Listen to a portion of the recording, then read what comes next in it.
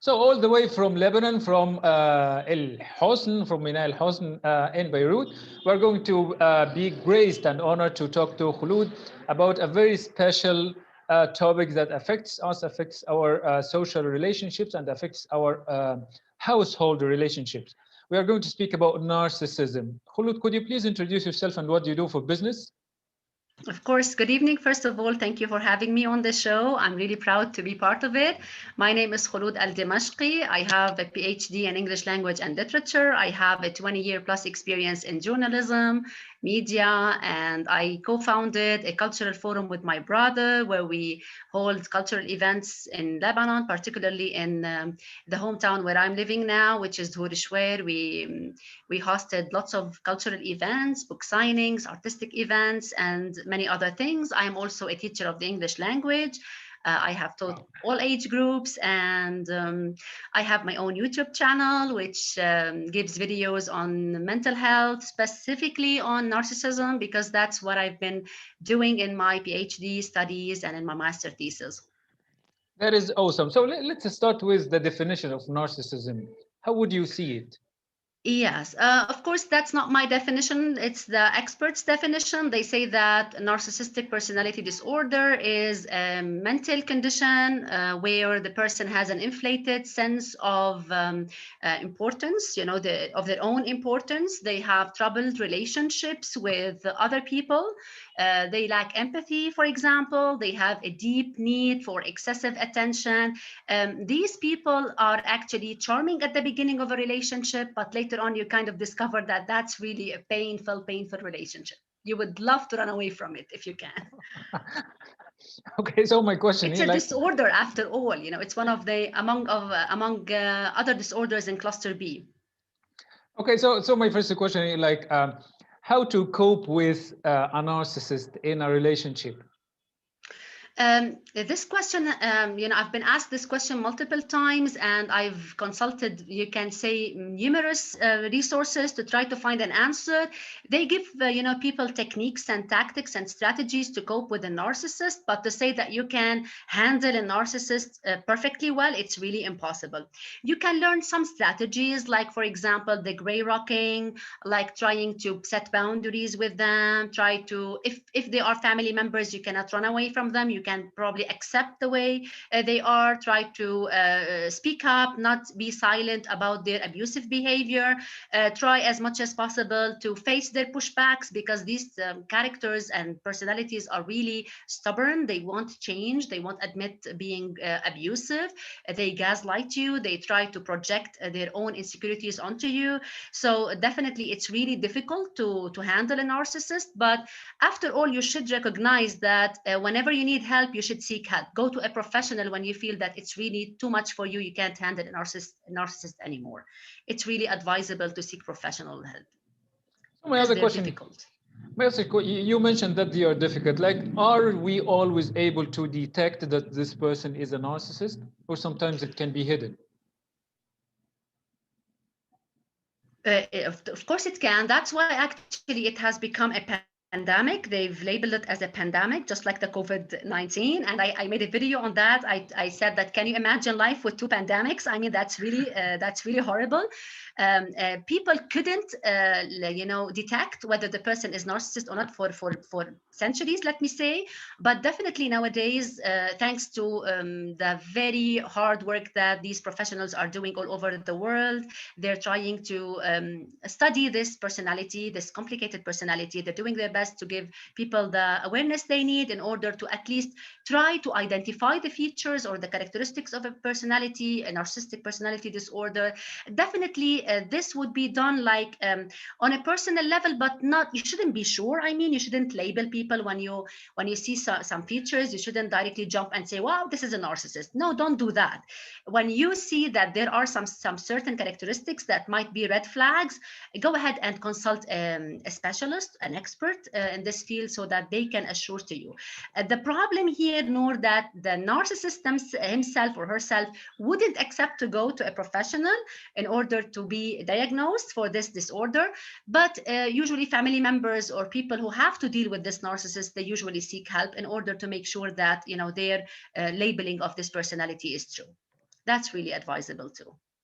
So and it becomes really difficult also to answer the question accurately. It becomes really difficult to detect the covert narcissist, because there are many types of narcissism. You know, one of them is the covert. This is the hidden one, the wolf in a sheep, you know, clothes, the one that tries to look nice and so good to you, but at the same time they are wolves actually. You know, they want their attention, they want their care all the time. It's their way or no way, or the highway if you want. So my question here, like, do narcissists try to manipulate others? Oh, absolutely, they do. That's what they do, actually. They are master manipulators. They try their best to weaken their victims, to destabilize their victims. They try to gain control all the time.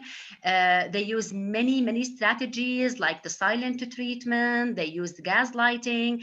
They use love bombing whenever they feel they're gonna lose you, for example. It depends on how much you give to them, how much you're resistant to them. So they are very smart. They know how to, you know, read the other character, though they are no empaths at all. But at the same time, they are fantastic readers of people. They know your points of weaknesses and they prey on that. You know, they're very good predators. So could you give us a little explanation of each strategy like narcissists use to manipulate others? Absolutely. Narcissists use lots of tactics, and because, as I said, they are master manipulators, so they can, you know, handle you really well. They're good at reading their victims. They're good at, you know, draining the energy out of their victims. They're good at controlling their victims, manipulating them. So, for example, if they had to, they would like use gaslighting, which is mostly when they project their insecurities onto you, or they would say that I didn't do that, I didn't say that, it's you who feels this, it's you who has psychological issues, it's you who has you know, insecurities, who have insecurities, sorry. So they gaslight you. They never admit that they have made any mistake. They actually try to blame you and lay all the guilt on you. You see, they try to make you look as the bad one, not them. They also use the breadcrumbing whenever you are really mad with them and you kind of try to set boundaries. You try to tell them that's enough, I've had enough.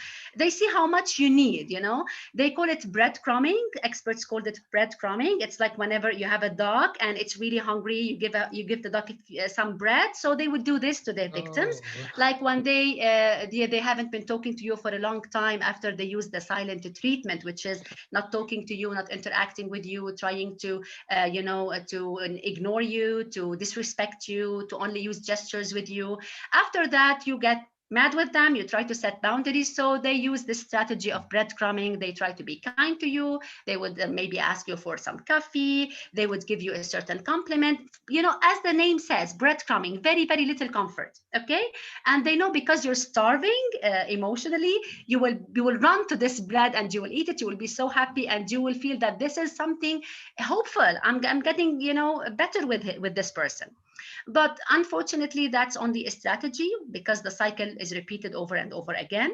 There is also another strategy that narcissists use, which is the love bombing. You know, narcissists are charming people. They know when to be charming, when to get you flowers, when to ask you out for dinners, when to be, you know, romantic, and they know when not to be romantic, when to be very mean. So these strategies, they use them, and it's up to you whether you fall for them or you try to resist them, and you understand that these are only tactics. They're not really caring or loving or anything from that. That is awesome. So let's talk about the coping strategies. Like, do the strategies different from coping with a parent rather than a brother or sister, other than the a life partner? Definitely. Each the family dynamics have a lot of details, and definitely when you're dealing with a sibling, that's very much different than dealing with your partner, for example, or with your boss. Definitely, the strategies would differ depending on each case. For example, if you're dealing with partner, you have kids, that's a case. If you have no kids, that's another case. It's easier to leave your partner when you have no kids, for example. Particularly in our communities, Nour, you know, mothers have a lot of responsibilities and they feel guilty already. Whether they have a very good relationship with their husbands, they feel guilty, they're not doing enough. So how come when you're dealing with a narcissist, father, for example, I'm talking here as when the mother is the victim, but definitely it can be the father who is the victim. You know that, you know, a narcissist can be a man or a woman.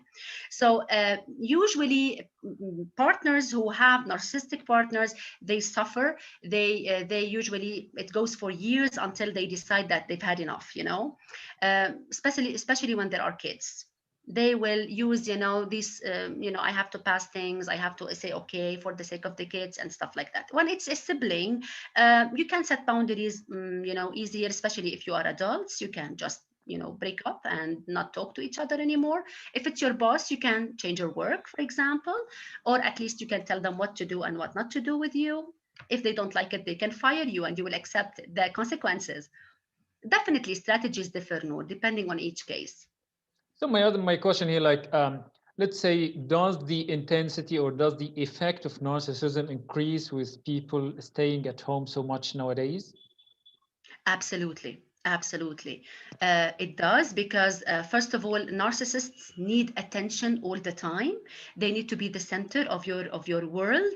And if you're depressed now, which is actually very understandable, to be a bit down, to be depressed in these exceptional circumstances, narcissists wouldn't take that with, you know, lightheartedly. They wouldn't accept it.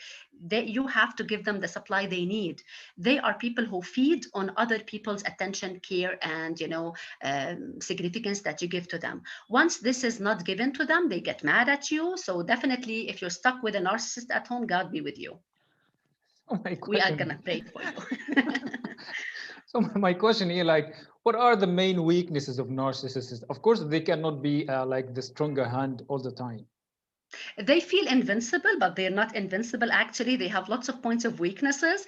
Among them are their points of strength in their opinion. Like, well, if a person always demands attention, and you stop giving them this attention, they're weak. They kind of panic, you know. For example, if this person is no empath and they see you in you know, giving empathy to others, they feel jealous. That's a point of weakness. For example, you can play on that. You can show them who they are not actually. They have points of weaknesses, definitely.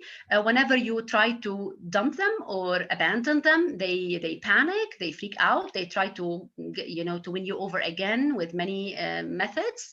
They do their best not to lose. They hate losing, actually. Narcissists hate losing their victims because they need as many supplies as possible. Once you're a good supply, you will be in their life. The best point of weakness, you can say, I'm not going to be your supply anymore. Then they are going to dump you. So that's the best point of weakness that they have. Stop feeding them. That is great. Okay, what are your main recommendations for people generally, let's say, to be healthier in these relationships? The victims, you're asking me about the victims, how Yes. to be healthier. Yes. Actually, believe me, I've had lots of emails and questions from people who are suffering mentally, psychologically, emotionally, physically. And I've talked in many of my videos about the effects that a narcissist might leave on us, the victims. Like, they may destroy you on all levels. So what tips can I give them? First of all, please love yourselves. Believe in yourselves.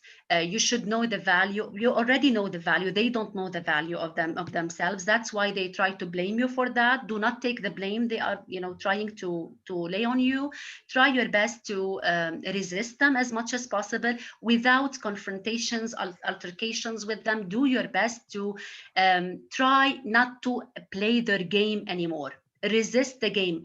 Narcissists, Nour, are you know, one player games. You know, they like to play their games alone. It's either you are with them in the game or you're outside.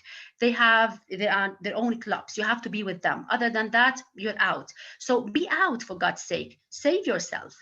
Do not play their games. Refuse. Set boundaries and be firm with your boundaries. That's what I say. And seek help. Don't ever say that I can't seek help. Seek help. So what would you like to say to the narcissists themselves? Yes, absolutely. I always emphasize this idea in my videos that don't think that these people are, you know, monsters. They may look monsters to their victims because they have destroyed their lives, but these people have issues And because we are empaths, we're not narcissists, we should actually empathize with them. We should try to help them as much as possible. Those studies have shown that rarely are the narcissists that really get better. But if we can like help them in any way, especially if they are family members, we cannot actually, you know, get rid of our family members. We love our families. We have to stick together. We can at least seek help ourselves in order to get the strategies and the methods that we can use in order to handle them. That's the best thing we can say. And please, if you are a narcissist, but you are moderate or mild situation, you're not on the top scale, go and seek help, please. You can learn some strategies and you can have better relationships with people. Life is so hard with you, narcissist. You have to understand that. It has been more than awesome talking to you, Khouloud, from the coasts of the Mediterranean Sea. Thank you so much for that. Thank you so much, Nour, for having me. Have a wonderful evening. Thank you. Thank you.